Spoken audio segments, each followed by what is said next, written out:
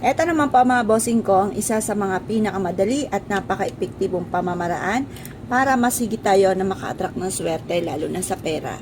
Maglagay po kayo ng ganito mga bossing ko, ayan, sa inyo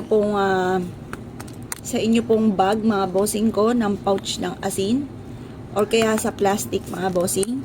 At ito po ay makakatulong upang sa ganon masigit kayo na maka-attract ng swerte. Para po mataboy nyo kaagad ang mga kamalasan at puro swerte ang darating bukod sa inyo pong sipag at tiyaga na numero 1 mga bossing. Lagyan nyo lamang po siya dito or kaya sa isang plastic, pwede na rin po yun.